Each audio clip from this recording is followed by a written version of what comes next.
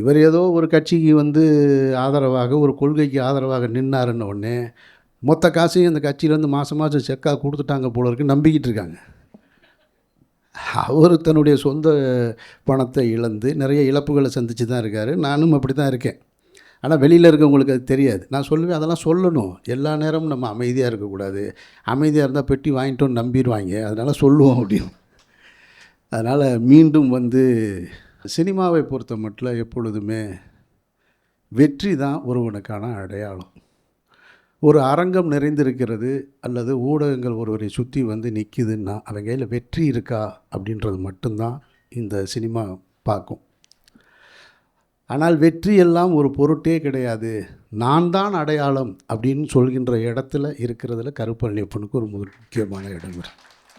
என்னுடைய வெற்றி இல்லை அடையாளம், நான் தாண்டா அடையாளம், நான் பேசுவது தான் பேச்சு அப்படின்ற ஒன்றை உருவாக்கிக்கிட்டே இருக்கிறேன். அதனால தான் கதையே இல்லாமல் படம் எடுத்துக்கிட்டு இருக்கிற இந்த காலகட்டத்தில் ஒரு கதை புத்தகத்தை படமாக்க வந்திருக்கிற பழனியப்பனுக்கு என்னுடைய நெஞ்சார்ந்த வாழ்த்துக்கள்.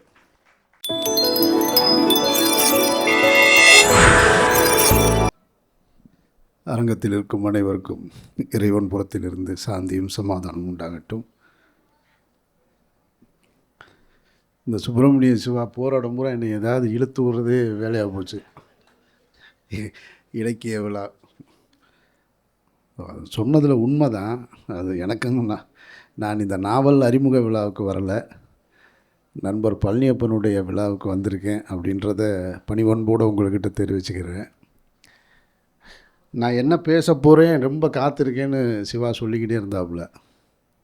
சிவாவுக்கு தெரியாது, கடந்த முறை இதே அண்ணா நூற்றாண்டு நூலகத்தில் நான் பேசினதுக்காக இனிமேல் அமீர் இந்த அரங்கத்துக்கு கூப்பிடாதீங்கன்னு உத்தரவு வந்திருக்குன்றது தெரியாது போல இருக்கு.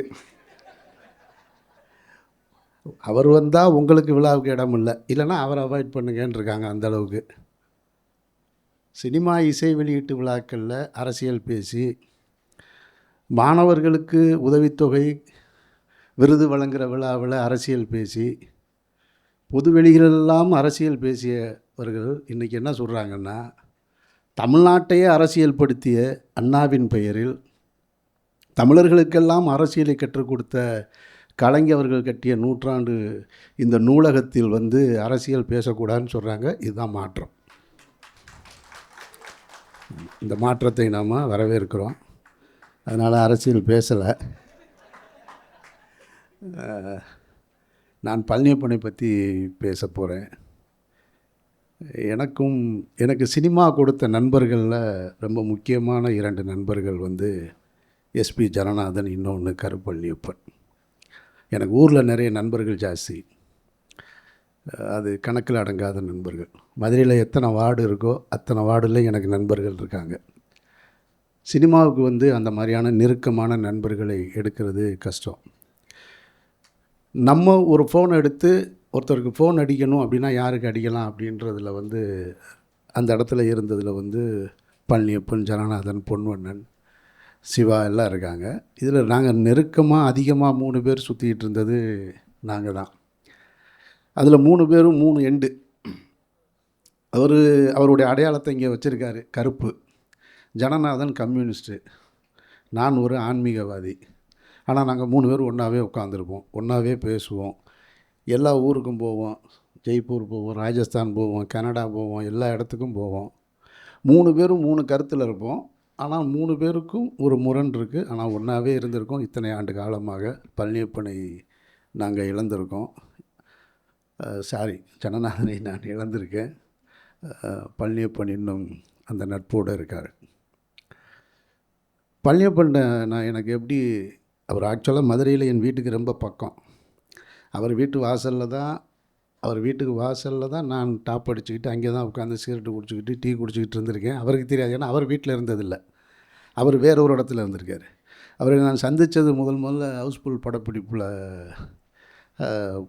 விக்ரம் அவர்கள் நடிச்சிட்ருக்கும்போது நான் அவரை பார்க்க போயிருக்கேன் மதுரையில். அப்போது பார்த்திபன் சார் இருக்கார். பார்த்திபன் சார் வந்து என் வீட்டிலேருந்து சாப்பாடு பிரியாணி செஞ்சு எடுத்துகிட்டு போய் கொடுத்துருக்கேன் நான். பார்த்திபன் சார், விக்ரம் சார் எல்லோரும் சாப்பிட்டுட்டு நல்லா இருக்குது அப்படின்னு சொல்லி கை கொடுக்கும்போது ஈவினிங்கு நான் வந்து இந்த மாதிரி பழனியப்பன் வீட்டுக்கு போகிறேன் அப்படின்னு சொல்கிறாரு. யார்? பார்த்திபன் சார். இப்போ நான் கேட்குறேன், பழனியப்பன்னா யார் அப்படின்னா, அவர் வந்து அவரோட அசிஸ்டண்ட்டு அப்படின்னு. நமக்கு பெரிய ஆச்சரியம், ஒரு டைரக்டர் அசிஸ்டன்ட் டைரக்டர் வீட்டுக்கு போகிறாராம். என்னங்கடா சினிமாவில் எப்படி இல்லாமல் இருப்பாங்க அப்படின்னு. அந்த முகத்தை அப்பவும் பார்க்கல. அதற்கு பின்னாடி நான் அவரை சந்தித்தது வந்து அவருடைய முதல் படம் பார்த்திபன் கனவு படப்பிடிப்புல தான். அன்றையிலிருந்து இன்றைக்கு வரைக்கும் நட்பு தொடங்குது.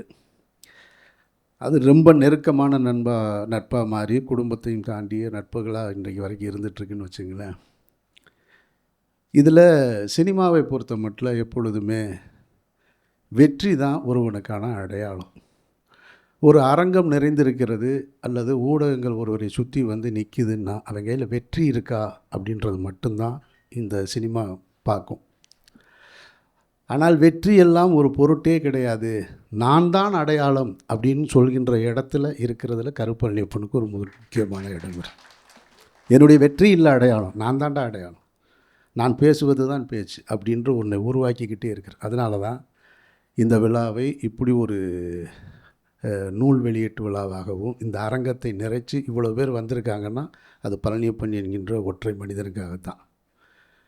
கதையே இல்லாமல் படம் எடுத்துக்கிட்டு இருக்கிற இந்த காலகட்டத்தில் ஒரு கதை புத்தகத்தை படமாக்க வந்திருக்கிற பழனியப்பனுக்கு என்னுடைய நெஞ்சார்ந்த வாழ்த்துக்கள். இந்த நடிகர்கள், வெற்றியடைந்த நடிகர்களோடு இருக்கிற சின்ன சிக்கல் என்ன அப்படின்னு கேட்டிங்கன்னா, அது எனக்கும் அவருக்கும் கிட்டத்தட்ட ஒரே மாதிரியான வேவ் லென்த்து தான். அதனால தான் நாங்கள் 2 பேரும் ஃபோனில் அதிகம் பேசிப்போம். ஃபோனில் ரொம்ப நேரம் பேசுவோம், நேரில் பார்த்தாலும் ரொம்ப நேரம் பேசுவோம். ஆனால் ஃபோன் பேசும்போது நான் வைக்க மாட்டேன், அவர் சரி வைக்கிறேன் அப்படிம்பார். அவரிடம் ரொம்ப பிடிச்சது என்ன அப்படின்னா, யாராவது வந்து ஒரு நடிகர் வந்து ஒரு நடிகர் அவரை பார்த்து கேட்குறாரு, அப்போ சார் இப்போ என்ன பண்ணிகிட்ருங்க? சும்மா தான் இருக்கேன் அப்படின்னா. சினிமாவில் யாரும் அப்படி சொல்ல மாட்டாங்க. ஒரு ப்ராஜெக்ட் பேசிக்கிட்டு இருக்கேன்பாங்க, இல்லை நடிச்சிக்கிட்டு இருக்கேன்பாங்க, ஒரு தெலுங்கு படம் பேசிக்கிட்டு இருக்கேன் சார் அப்படிம்பாங்க. ஆனால் இங்கே விசாரிச்சுருவாங்கன்றதுக்காக ஆந்திராவை சொல்லிடுவாங்க. இது வந்து ஒரு வழக்கமான. அங்கே கேட்டால் தமிழில் ஒரு புது டைரக்டர் பேசிக்கிட்டு இருக்கேன், நம்மள்கிட்ட கோச்சிட்டு போன அசிஸ்டன்ட் டைரக்டர் பூரா இருப்பாங்க, என்னடா செய்கிறேன் நான் டிஸ்கஷனில் இருக்கேன்பாங்க. யார் கூடடா அப்படின்னா, ஒரு புது டைரக்டர் ஒருத்தர் வாய்ப்பு தேடிக்கிட்டு இருக்காரு, அவரோட டிஸ்கஷனில் இருக்கேம்மா. நான் சொல்லுவேன், நீ என்கிட்ட கோச்சிட்டு போனீன்னா என்னை விட பெரிய டைரக்டர் போ, ஒருத்தன் இப்போ தான் வாய்ப்பு தேடிக்கிட்டு இருக்கான்ற அவங்க கூட போய் டிஸ்கஷன்லேருந்து ஏண்டா வருவேன்னு. இது வந்து நம்ம என்னவா இருக்கோம், நமக்கு வாய்ப்பு இல்லை அல்லது வேலை இல்லைன்னு யாரும் தப்பாக நினச்சிடக்கூடாதுன்னு. அவர் கேட்குறாரு, அவர் ஒரு பெரிய நடிகர், அவருடைய மகனும் நடிகர். இவர்கிட்ட கேட்குறாரு, என்ன செய்கிறீங்க? சும்மா தான் சார் இருக்கேன், ஒன்றும் பிரச்சனை இல்லை, என்ன வேணுமா உங்களுக்கு எதுவும் அப்படின்னு. இல்லை சார், நம்ம பையனோட ஒரு படம், ஒரு பிரச்சனை இல்லை, நாளைக்கு நீங்கள் ரூபாய் எடுத்துகிட்டு வாங்க, நான் கதையை எடுத்துகிட்டு வரேன்.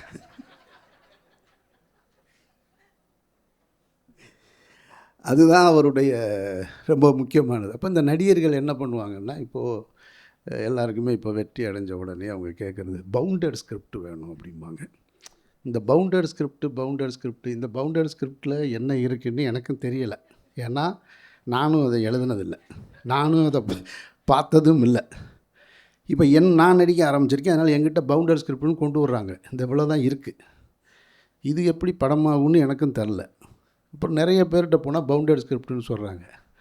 ஆனால் வர்ற படத்தெல்லாம் பார்த்தா உண்மையிலே பவுண்டு படிச்சுட்டு தான் நடித்தாங்களா அப்படின்ற கேள்வியும் நமக்கு இருக்குது. எப்படி இந்த கதையை சொல்லியிருப்பாங்க, எப்படி இதை சொல்லியிருக்க முடியும், இந்த பவுண்டடில் எப்படி எழுதியிருக்க முடியும் அப்படின்றதெல்லாம் இருக்குது. படப்பேர் சொன்னால் சங்கடமாயிடும். அதனால் பழனியப்பன் என்ன பண்ணிட்டார், இந்தடா ஒரு பவுண்டட் ஸ்கிரிப்ட் கொடுத்துருக்கேன்னு காலி வாங்கிட்டு, நான் வச்சுக்க ஒரு பவுண்டட் ஸ்கிரிப்ட், யார் கேட்டாலும் ஊருக்கே கொடுத்துட்டேன், எல்லோரும் படிச்சுக்கங்க.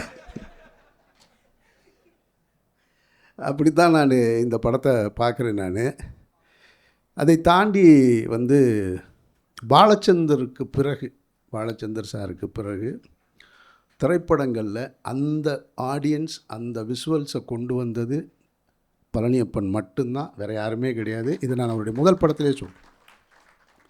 பார்த்திபன் கனவு பார்த்துட்டு, பிரிவும் சந்திப்போம் பார்த்துட்டு நான் அவர்கிட்ட சொன்னேன், எனக்கு என்னமோ பாலச்சந்தர் சாருடைய திரைப்படங்களுக்கு அப்புறம், ஏன்னா இந்த தலைமுறைக்கு பாலச்சந்தர் சாருடைய படங்கள் இருக்குமான்னு தெரில. இப்போ பாரதி ராஜா, பாலுமேந்திரா மாதிரியான படங்கள் வந்துட்டுருக்கு, பாலச்சந்தர் ஏரியாவில் ஒரு படம் இல்லை.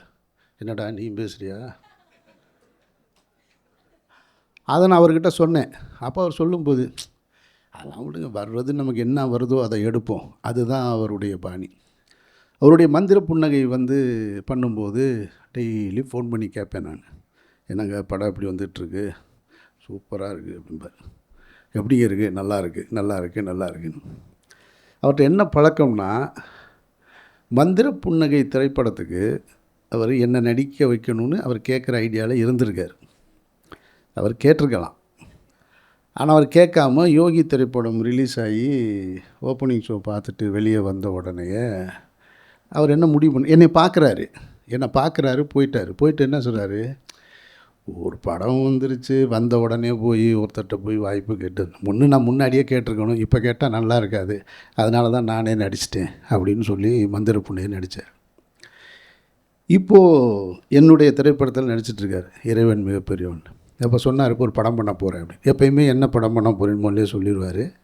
இந்த டைட்டில்லாம் சொல்லலை, ஒரு படம் பண்ண போகிறேன்னாரு. இந்த மாதிரியான ஒரு பட்ஜெட்டு, இப்படி ஒரு செட்டப் வந்திருக்குன்னு. நான் உடனே ரொம்ப அக்கறையோடு கேட்குறேன், என்னக்கரு சொல்லுங்கள், ஏதாவது இந்த பட்ஜெட்டுக்குள்ளேனா நான் ஒரு படம் ரெஃபரன்ஸ் சொல்கிறேன், அந்த படம் பாருங்கள், அந்த படத்தை பார்த்துட்டு உங்களுக்கு ஓகேன்னா நான் பண்ணுறேன். இப்போ நான் ஒரு 2-3 படம் நடிச்சிட்ருக்கேன், அதனால் நான் சொல்கிறேன், உங்களுக்கு எதாவது பிரயோஜனப்படும்னா பாருங்கன்னு. நான் சொன்ன படத்தை பார்த்துட்டு இல்லை அதில் ஒன்றும் இல்லை அப்படின்னாரு. அப்புறம் இந்த படத்தை சரி அந்த கதையவாக சொல்லுங்கன்னு. அது உங்களுக்கு சரியாக வராதுங்க, அது காளி வெங்கட் தாங்க கரெக்டாக இருக்குது, விடுங்க அப்படின்ட்டார். இதுதான் ஒரு இயக்குனருடைய பார்வை. இதை ஒரு நாயகர் புரிந்து கொள்வது ரொம்ப கஷ்டம். அவர் நானே வரேன்னு சொன்னாலும் நீ வேணால் எனக்கு காளி வெங்கட் போதும்ன்றது தான் ஒரு இயக்குனருடைய பார்வை. அந்த பார்வையில் தான் படமாக்க முடியும். அதனால தான் இதை உண்மையில் அவர் சொன்னது கரெக்டு தான். நான் அப்படி உட்காந்து தக்காளி வெட்டிக்கிட்டு இருந்தால் நல்லா இருக்காது. அவர் அப்போ தெளிவான முடிவை எடுத்திருக்காரு. அதனால் பழனியப்பனுடைய அந்த எழுத்துலையும் அவருடைய இங்கே யுகபாரதி சொன்னது போல் அவருடைய பாடல் காட்சிகள் பிடிக்கும். இந்த புத்தகத்தில் ஏதோ நிறைய கிளுகிழுப்பான காட்சிகள் இருக்குது. அவர் நல்ல படமாக்குவார். ஏற்கனவே ஒரு மம்தா மோகன் தாஸ் சாங் ஒன்று இருக்கும், என்ன படம், சிவப்பதிகாரத்தில். நான் அப்படி பார்த்தேன், என்ன ஆளுக்கு இந்த விஷுவலுக்கும் சம்மந்தமே இல்லை. அதனால் நல்ல படமாக்குவார். அதனால் நிச்சயமாக குக்கர் திரைப்படம் ஒரு நீண்ட ஒரு இடைவெளிக்கு பிறகு ஒரு மனதை நெருடுகிற படமாக இருக்கும் அப்படின்ற நம்பிக்கை இருக்குது. நான் இந்த மாதிரியான சங்கடங்கள் வந்துடக்கூடாதுன்னு தான் நேற்று ஃபோன் பண்ணேன் அவருக்கு. ஏங்க, மற்ற ஃபங்க்ஷனில் போய் புத்தகத்தை பற்றி பேசலாம் பரவாயில்ல, உங்கள் ஃபங்க்ஷனு தயவு செஞ்சு புத்தகத்தை கொடுத்து விடுங்க, ஒரு 4 பக்கமாவது படிச்சுட்டு வரேன்னு. அதனால் என்ன நல்லா கொடுத்து விட்டா போச்சுன்னாரு. இப்போ வரையும் கொடுக்கல. ஸோ அதனால் இது கருப்பொருளுடைய வெற்றியை ஒரு மனிதனுடைய முயற்சி, அவனுடைய சிந்தனை, அவனுடைய அறிவு, அவருடைய வாழ்க்கை பாதையை தன்னை எப்படி வச்சுக்கிறது அப்படின்றது இருக்குல்ல. யுகபாரதி சொன்னது போல் அரசியல் பயணம் ஒரு சின்ன தேக்க நிலையை ஏற்படுத்திடுச்சு. அதனால் இழந்தது அவர் அதிகம். அதை சொல்லுவார், என்னைய நீங்கள் யார்கிட்டையும் சொல்லாதீங்க, நீங்கள் யார்கிட்டையும் சொல்லக்கூடாது அப்படிம்பார். இங்கே கெட்டவனெல்லாம் எல்லாத்தையும் சொல்லிக்கிட்டு இருக்காங்க, நல்லவர்கள் நல்லதையும் சொல்லித்தாங்க ஆகணும். நீங்கள் வெறுமனே அதை மட்டுமே கேட்டுகிட்டே இருக்கிறவங்களுக்கு மத்தியில் உண்மையிலேயே நம்ம யாருன்னு தெரியாது. இவர் ஏதோ ஒரு கட்சிக்கு ஆதரவாக, ஒரு கொள்கைக்கு ஆதரவாக நின்னாருன்ன உடனே மொத்த காசையும் அந்த கட்சியிலேருந்து மாதம் செக்காக கொடுத்துட்டாங்க போல இருக்கு நம்பிக்கிட்டு இருக்காங்க. அவர் தன்னுடைய சொந்த பணத்தை இழந்து நிறைய இழப்புகளை சந்தித்து தான் இருக்கார். நானும் அப்படி தான் இருக்கேன். ஆனால் வெளியில் இருக்கவங்களுக்கு அது தெரியாது. நான் சொல்லுவேன், அதெல்லாம் சொல்லணும். எல்லா நேரமும் நம்ம அமைதியாக இருக்கக்கூடாது. அமைதியாக இருந்தால் பெட்டி வாங்கிட்டோன்னு நம்பிடுவாங்க, அதனால் சொல்லுவோம் அப்படின்னு. அதனால் மீண்டும் தன்னுடைய இயக்கத்தில் மூலமாக திரைப்பயணத்தை துவங்கியிருக்கிற கருப்பழனியப்பனுக்கு என்னுடைய நெஞ்சார்ந்த வாழ்த்துக்கள். இந்த படம் மீண்டும் நான் ஒரு பாலச்சந்தர் படம் பார்த்தது போல் ஒரு நிறைவு எனக்கு தரும்ன்ற நம்பிக்கையோடு காத்திருக்கேன். வாழ்த்துக்கள் காளி வெங்கட் மற்றும் ஜஸ்டின் பிரபாகரன் மற்றும் அப்புறம் சங்கீதா மேமுக்கு. ரொம்ப உண்மையிலே அவங்கள உள்ளே நுழைஞ்ச உடனே அவங்களுடைய புன்முறுவலோடு அந்த சிரிப்பை பார்க்கும்போது பூவே உனக்காக ஞாபகம் வந்துருச்சு. வாழ்த்துக்கள். இந்த மாதிரியான ஒரு டீமை செட் பண்ணதுக்கு நன்றி. இந்த விழாவுக்கு என்னை அழைச்சதுக்கு நன்றி.